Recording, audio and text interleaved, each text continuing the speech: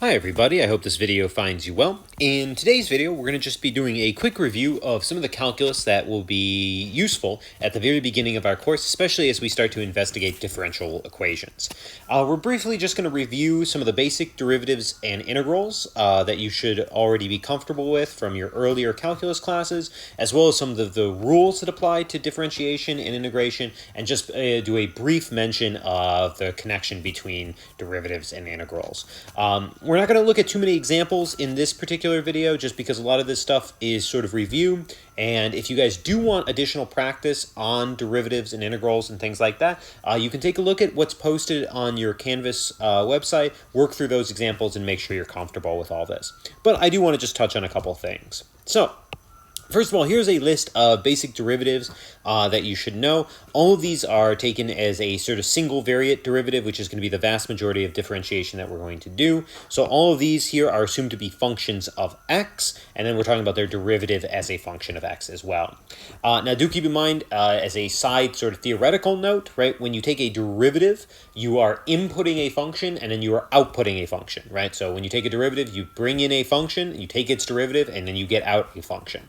A little bit later on in this class, we'll actually view the derivative as what we call an operator, and that operator is basically going from the space or set of all functions, and it's outputting into the space or set of all functions, because when you take a function, you take its derivative, you get another function back. So all of these should be pretty familiar. Derivative of a constant is 0. Derivative of x to the n is nx to the n minus 1. Keep in mind this x to the n, this takes care of polynomials, x to a positive whole number. It takes care of some rationals, 1 over x squared, 1 over x cubed, all that sort of stuff, because you can think about it as a negative exponent. This also takes care of radicals, x square root of x, cube root of x. Those are x to the 1/2, x to the 1/3. This power rule, very, very useful. Some rules about exponentials. Derivative of e to the x is e to the x. Derivative of a to the x in general is ln a times a to the x. Keep in mind this rule here actually contains this rule here. If we have a equal to e, then ln of e is 1, and of course we get e to the x there. But this guy shows up so commonly, it's useful to have it written out separately. As we investigate differential equations, we'll see that this e to the x, this property that it has itself as its derivative, it's going to be a very, very important one. We're going to see a lot of things involving that natural exponentiation function. Some derivatives of natural logarithms. Derivative of ln of x is 1 over x, and then the derivative of any logarithm, log base b, is 1 over ln bx, right? So again, very similar to this, except that now the ln of the base ends up in the denominator. Some derivatives of trigonometric functions. Derivative of sine is cosine. Derivative of cosine is negative sine. Derivative of tangent, secant squared. Derivative of cotangent, negative cosecant squared. Derivative of secant, secant tangent. Derivative of cosecant, negative cosecant cotangent. We don't run into the co-functions that much, like cotangent and cosecant, but still could happen. And again, derivatives are always on the easier side of things, because for derivatives, you pretty much know how to differentiate any function, and you have rules to handle any sort of combination of functions, addition, subtraction, multiplication, division, whatever. So it's good to know pretty much all the derivatives we could run into. Then there's some arc functions, the inverse trigonometric functions. Derivative of arcsine, 1 over root 1 minus x squared. Derivative of arctan, 1 over 1 plus x squared. Derivative of arcsecant, technically 1 over absolute value x times the square root of x squared minus 1. This guy here, sometimes people will be a little loose and just drop that absolute value of x. That's fine if you're working where you know x is positive. But in general, if we're being very careful, that should have that absolute value down there. It might have been a little while since you did and thought a lot about derivatives of inverse trigonometric functions, and I'd just like to say a couple things that I think you might find interesting here.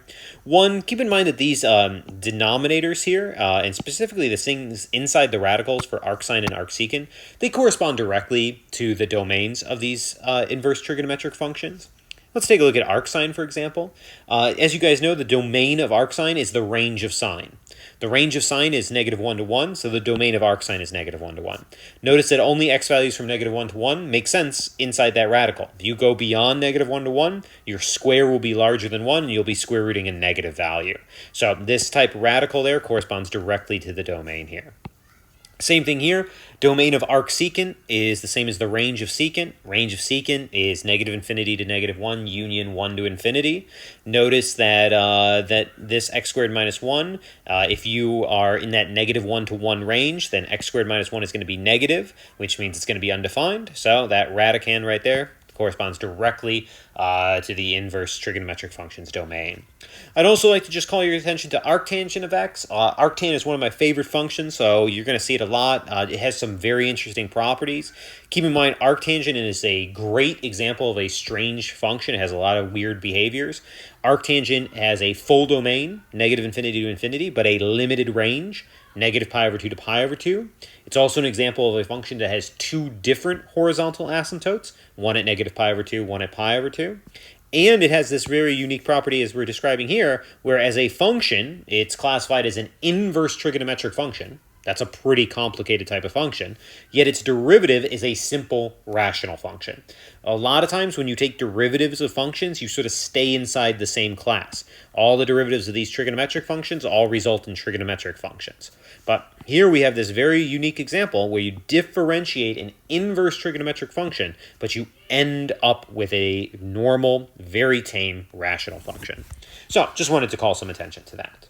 So let's talk a little bit about some rules and how we work with these basic derivatives here. So some derivative rules. There's lots of rules that handle differentiation. As you guys know, differentiation is nice and easy in the sense that there are always rules that you can apply.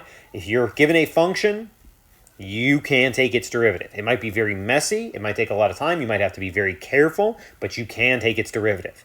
When we start to begin our discussion about reviewing integrals, that is not necessarily the case. We know that there are functions out there that do not have a closed form for their antiderivative. But derivatives, you have that table, you have your rules. If you apply them in the right order and you do it carefully, you're always going to get an actually closed form for the derivative. So what sort of derivative rules do we have? Well, you have that constant multiplication rule, which says that the derivative of a constant times a function is that constant times the derivative. In other words, derivatives distribute past constant multiplication. Derivatives also distribute past addition, so we have the addition rule. F of x plus g of x prime is f prime of x plus g prime of x. These two properties together, later on in our class, will allow us to say that the differential operator, remember I mentioned that the derivative takes in functions and spits out functions, so it's an operator. It's really something that transforms functions into other functions. It will be what we call a linear operator because it has these two properties of distributing past constant multiplication and distributing through addition. When you took maybe like 190 or your introductory calculus course, you might have also learned like a subtraction rule. Keep in mind the subtraction rule is an unnecessary rule to state because the subtraction rule is actually a natural consequence of these two. F of x minus g of x is the same as f of x plus negative 1 times g of x. So by combining these two rules, you get the subtraction rule for free. Then you have a couple other rules here, pretty classic ones. Product rule. Derivative of the product is f prime times g plus f of x g prime. Obviously, the order in which you do this doesn't matter because you have addition, which is a commutative operation there.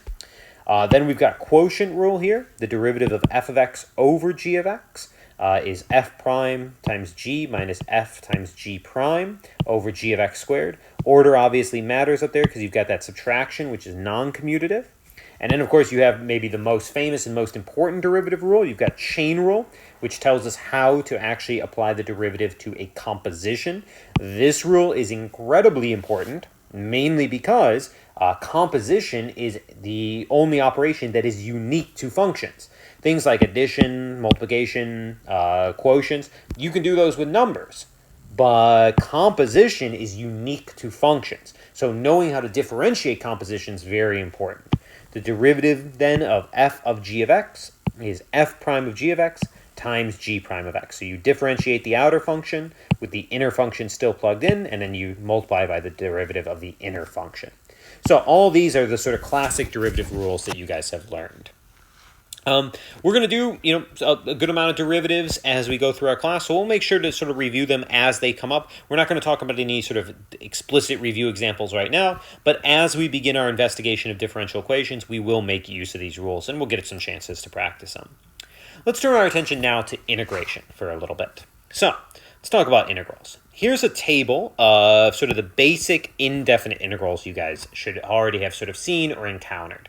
And just like with derivatives, even though you're going to have access to like your notes and things during, your quizzes and your exams and whatnot in this class, it's probably a good idea to make sure that all those derivatives we just talked about and all the derivative rules are memorized. Same things with these integrals and the integral rules. The reason is that sometimes a single problem might have several derivatives or several integrals that you need to do. You can't be taking the time to constantly look back and reference the tables. You want to make sure this stuff is pretty much right at your fingertips, which means that it really needs to be at your mental fingertips, I suppose, which is a weird image a little bit, but that means that you really want to make sure this stuff is memorized very, very clearly. You can pretty much integrate anything on the spot.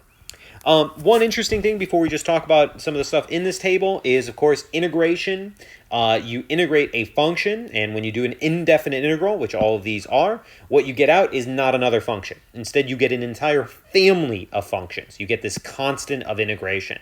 And remember, the property is that every member of the family of functions has the property that if you differentiate it, you get back to what you were initially integrating.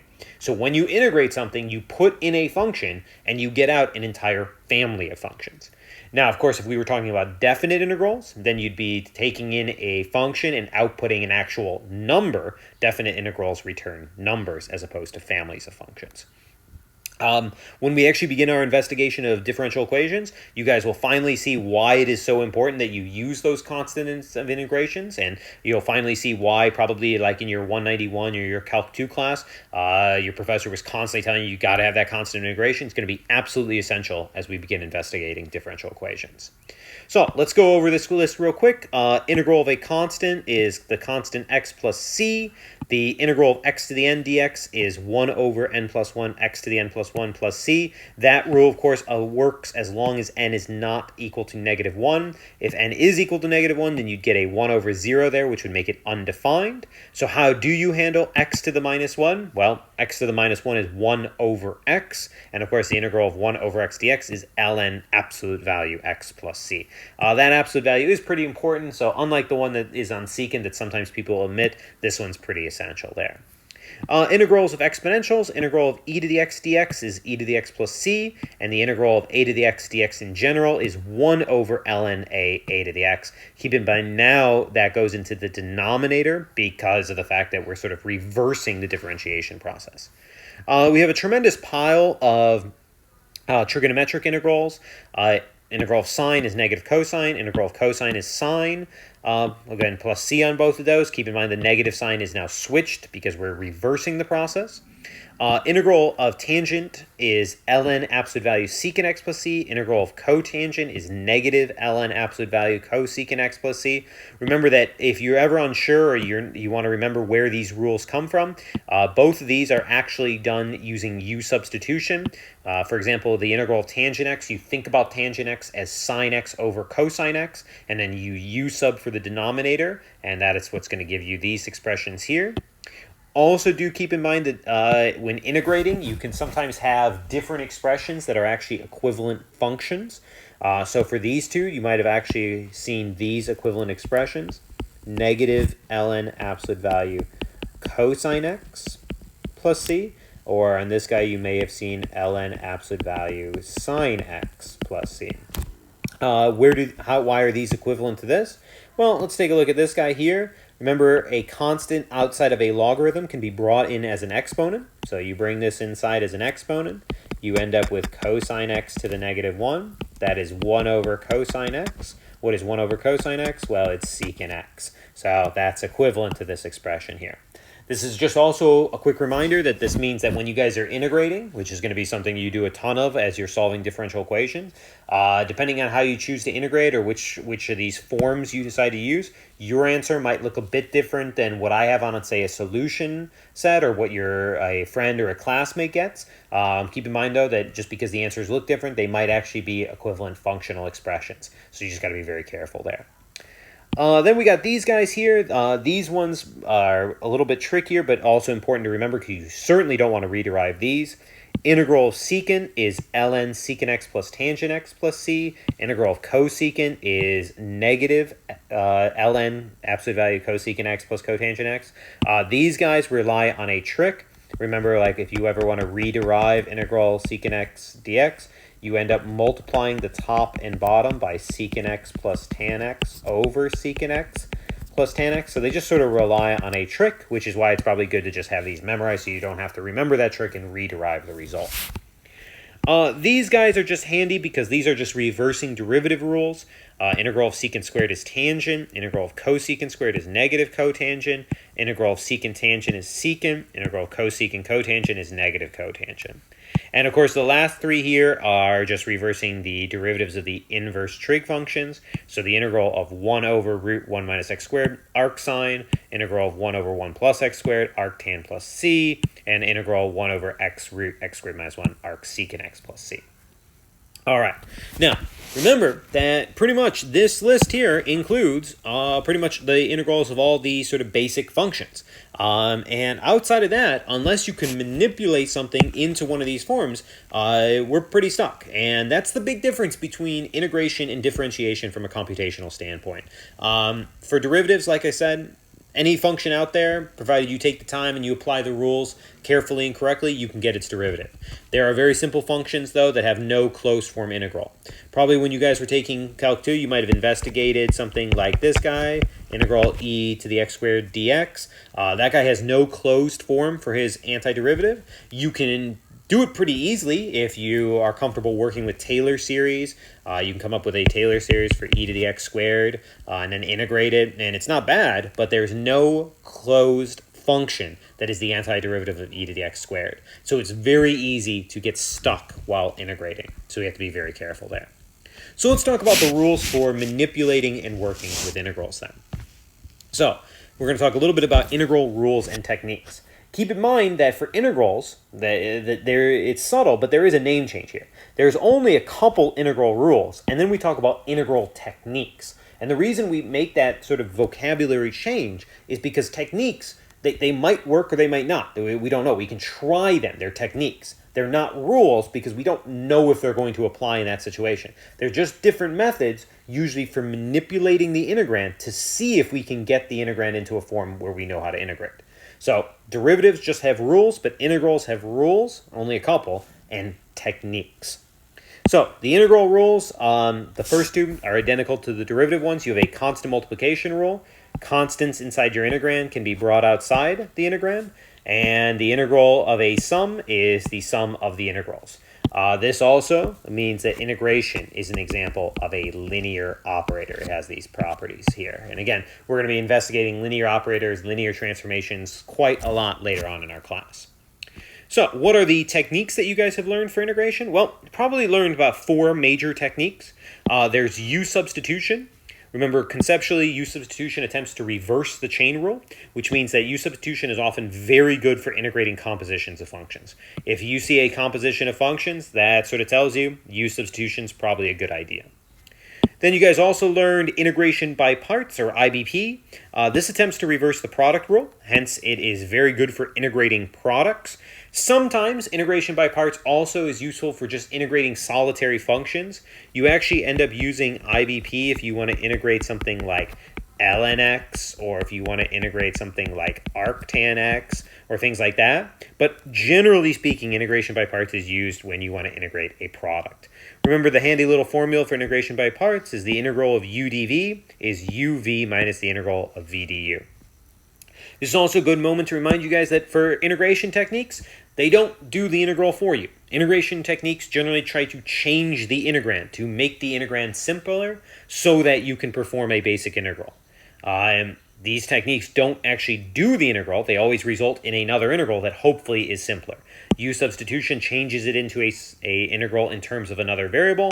Integration by parts changes the integrand from u dv into v du. Then you probably learned trigonometric substitution. This is very good for dealing with square root-based expressions. You have a couple different trigonometric substitutions depending on what expression is inside that radical. So if you see something like a squared minus x squared, you use a sine theta. A squared plus x squared, you use a tangent theta, and x squared minus a squared, you use a secant theta. So depending on what's inside that radical, inside that square root, you choose your correct trigonometric substitution. Do keep in mind that the square root is really the thing that indicates trigonometric substitution. So just to sort of call attention to that, really, that square root, that's really what's telling you about to maybe use trigonometric substitution. And then finally, technique 4 that you probably learned at some point, partial fractions. Partial fractions is pretty much the go-to technique when dealing with rational functions. Actually, any rational function can be integrated using partial fractions. Might not always be the best choice, but it will always work. So, as we begin our study of differential equations, we'll do lots of integrals, and we'll get a chance to review all 4 of these techniques. Lastly, just want to call your guys' attention a little bit to just the fundamental theorem of calculus. This is a calculus review, so we might as well talk about this and also just mention the connection between derivatives and integrals. Remember, there's part 1 of the fundamental theorem of calculus that relates derivatives, integrals through definite integration. So this guy just says, let's let f of x be an antiderivative, meaning that capital F prime is equal to little f of x. Then when you take the definite integral from a to b of f of x dx, you can just simply evaluate the antiderivative at b and subtract the antiderivative at a. This, back in Calc 1 and Calc 2, is basically how you handled finding definite integrals. And it basically says that the area under a curve over an interval from a to b can be found as evaluating the antiderivative at the 2 endpoints and taking the difference. Part 2 sort of reverses the order and says that if you differentiate the integral of a function, you will get back to the original function. And that should make sense, right? Because what this is saying is the integral of f of x is the entire family of antiderivatives. And when you differentiate that entire family, every member of that family has the property that their derivative is the original function. So they all go back to this. So that's just a quick reminder about that fundamental theorem of calculus. So if you guys have any sort of concerns, or it's been a little while since you've done a lot of derivatives and integrals, you can definitely take a look at the review exercises on Canvas and work through those. There's also solutions to them, so you can check your answers. Feel free to email or post on Canvas if you have questions about those. In our next video, it's not technically review, but it's not technically part of our class, the actual technical start of our class. We're just going to talk a little bit about different proof techniques, because as soon as we start our class into the main section of content, there will be proof. So we want to just make sure we have sort of proof logic down. So the next video will go through a couple major proof techniques that we'll be using during the course of our term, and we'll look at some examples in that video.